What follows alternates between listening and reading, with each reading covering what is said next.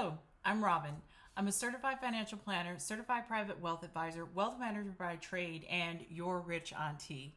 So recently I've done several videos on retirement and my take on the 401k plan and Social Security, and I've gotten a lot of really great responses. A lot of positive responses about the 401k, which really surprised me, but people made some really interesting and cogent responses and points, which made me rethink a little bit my stance on 401ks. So today I'm basically taking on retirement as a whole, and I am saying what I, as a wealth manager, would do to save retirement in the US and make it broadly applicable to everyone. So tell me what you like, tell me what you don't like, tell me how you would change it, but let me go ahead and get into it. So first things first are 401ks. So I do believe the 401k plan should remain intact, but I do think there needs to be some key modifications to the 401k plan. Number one, we need to codify the withdrawal provisions for 401k. No more withdrawing money for vacations, no more withdrawing money for new cars. There needs to be maybe 10 or 12 codified provisions for early withdrawal from 401k, and that's it. Things like medical issues, maybe loss of job, domestic violence. And I think that these provisions need to be proven to the IRS, with the exception of domestic violence. I've had clients who've experienced domestic violence in their lives, and it's always devastating. Oftentimes, the retirement account, IRA, 401k, is the only account that they have in their name that their partner and abuser doesn't have direct access to. Oftentimes, the person hasn't gone to the police. It's really very difficult and could put the person in danger to ask for proof that they are being abused. That's the one provision where I would say there doesn't need to be any proof. Just take the money and go fix the hole in the bucket of allowing people to take money out of their 401k for any old reason. So that's the first thing I would say. A handful of provisions, they need to be proven, with the exception of domestic violence. The next thing I would say is access begins to the 401k without penalty at 59 and a half. It's a pain in the butt age. It's a pain in the butt for financial advisors to calculate 59 and a half. We have calculators that figure out when our clients reach the age of 59 and a half. I would move that up to 62.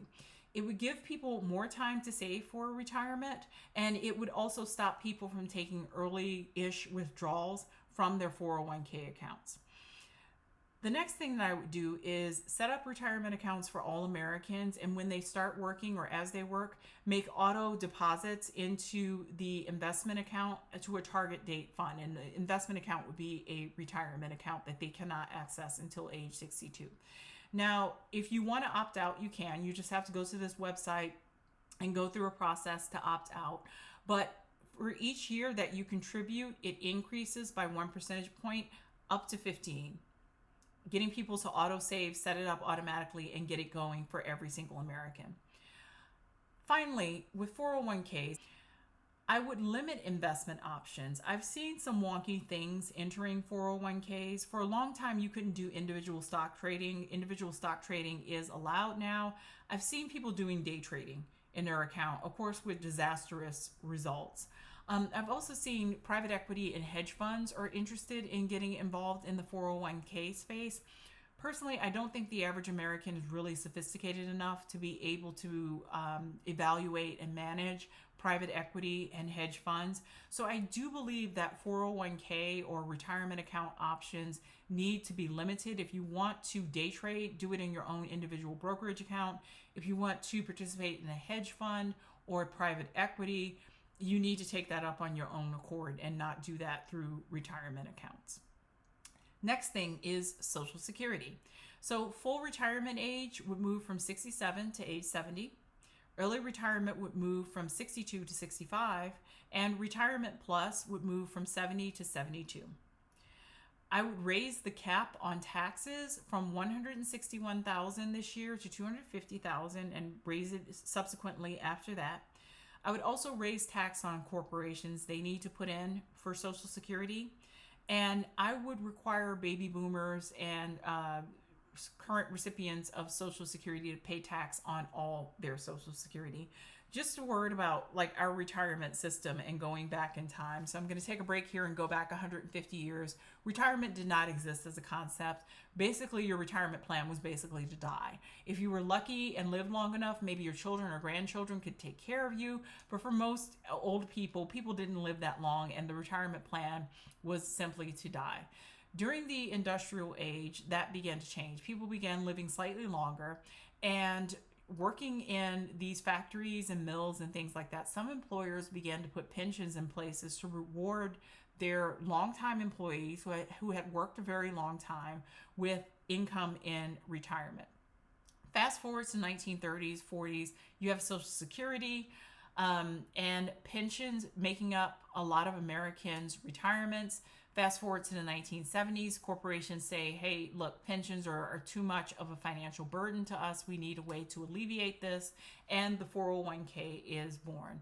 So, we went from not being able to conceptualize retirement in the human experience to pensions to everybody manages themselves and do the best you can to save for retirement. And the last step, the step to 401k, has been disastrous for many Americans. 50% of Americans don't have a single dollar saved in a retirement account. And those who do have retirement account savings, the average American has just over 6 figures saved, which isn't nearly enough for expenses in retirement. I think we need to find a way to set up retirement where people have an opportunity to participate, but there's also more guidance and structure around how retirement is designed, because it's obvious that just turning people loose to set up a 401k or IRA account just isn't working on so many levels.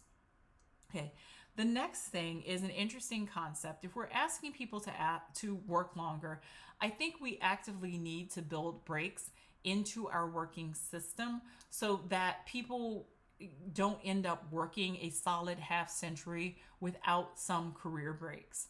And I was discussing this with a friend who happened to be a financial advisor too, and we came up with the idea of pretirement.